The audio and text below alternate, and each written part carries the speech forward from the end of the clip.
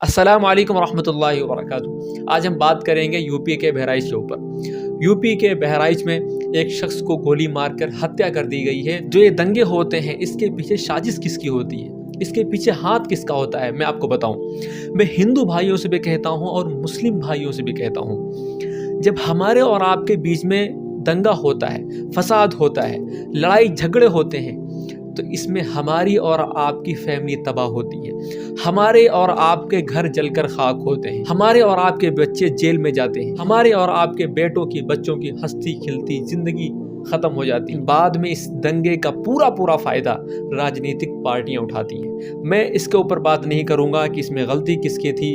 ये तो पुलिस का काम है, प्रशासन का काम है, ये हमारा काम नहीं है। मैं सिर्फ बहराइच के दंगे के ऊपर एक मैसेज देना चाहता हूँ हिंदू मुस्लिम भाइयों को, कि हमें और आपको जो लड़ाने वाले हैं, ये हमारे और आपके हामी मददगार नहीं हो सकते। ये लोग हिंदू मुस्लिम करके हिंदुस्तान को आग में झोंकना चाहते हैं। आपने कभी किसी नेता के बेटे को देखा होगा कि दंगा करते हुए, किसी दंगे को सपोर्ट करते हुए? नहीं देखा होगा। हमारे नेता है जिनको हम चुनते हैं, इनके बेटे लंदन में पढ़ते हैं, इनके बेटे चाइना में पढ़ते हैं, इनके बेटे अमेरिका में पढ़ते हैं। हमारे बच्चे क्या करते हैं? दंगा करते हैं, हाथ में पत्थर लेते हैं, हाथ में रिवाल्वर लेते हैं। किस लिए? इसलिए कि हम लोगों के पास एजुकेशन नहीं है। हम लोगों को इन लोगों ने जहनी गुलाम बना कर रखा हुआ है। जब बहराइच में दंगा हुआ तो उस दंगे की वीडियो में देखने लगा तो ऐसे ऐसे मासूम चेहरे मैंने देखे, चाहे वो हिंदू लोग हों चाहे वो मुसलमान लोग हों। वो बेचारे रोते हैं, बिलखते हैं कि मेरी क्या गलती थी, मैंने तो कुछ नहीं किया था, मेरा घर क्यों जलाया गया, मेरे बच्चे को क्यों मारा गया। दंगे के बाद किसी का इनकाउंटर किया जाएगा तो किसी को बुलडोजर चलेगा। इस वीडियो के जरिए से हिंदू मुस्लिम को एक पैगाम देना चाहता हूँ, एक मैसेज देना चाहता हूँ कि देखो मेरे भाई, कोई भी धर्म लड़ना नहीं सिखाता, और जो लड़ते हैं वो धर्म के मानने वाले नहीं होते। दूसरा, अगर तुम्हारे देवी देवताओं के ऊपर कोई गलत अल्फाज बोल रहा है, तुम्हारे धर्म के ऊपर कोई नबी के बारे में कोई गलत अल्फाज बोल रहा है, तो तुम्हें अब प्रोटेस्ट करने की जरूरत नहीं है, तुम्हें अब कानूनी कार्रवाई करने की जरूरत है। तुमको करना क्या है कि अपने थाने में जाकर के उसके खिलाफ FIR करना है, उसके खिलाफ मुकदमा दायर करवाना है। अब तुम्हें हाथ में पत्थर लेने की जरूरत नहीं है,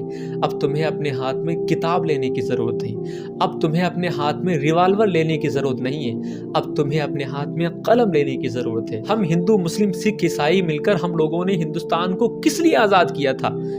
एक दूसरे को मारने के लिए, एक दूसरे के ऊपर गोली चलाने के लिए, एक दूसरे के धर्म को गलत कहने के लिए नहीं। हम सब लोगों ने हिंदुस्तान को इसलिए आजाद किया था, इसलिए अंग्रेजों के चंगुल से हिंदुस्तान को छुड़ाया था कि हम एक बार फिर हिंदुस्तान को सोने की चिड़िया बनाएं। लेकिन आज़ादी के बाद कुछ पार्टियों ने अपनी राजनीतिक फायदे के लिए हम लोगों को इस्तेमाल करना शुरू कर दिया और हम अपने रास्ते से भटक गए। मैं एक बार फिर कहता हूं, डंके के चोट पर कहता हूं कि दंगा करने से, फसाद करने से, हिंसा करने से सिर्फ और सिर्फ पॉलिटिकल पार्टी को फायदा होता है। इससे हम लोगों को कोई फायदा नहीं होता। इसके पीछे जिसका भी हाथ होता है उसका फायदा होता है। जो लोग दंगा करते हैं और उस दंगे में जो मासूम लोग मारे जाते हैं, उनसे मैं एक बात कहूंगा कि वक्त की ये जरूरत समझ लो, बिन पढ़े अब गुजारा नहीं है। वक्त की ये जरूरत समझ लो, वक्त की ये जरूरत समझ लो, बिन पढ़े अब गुजारा नहीं है।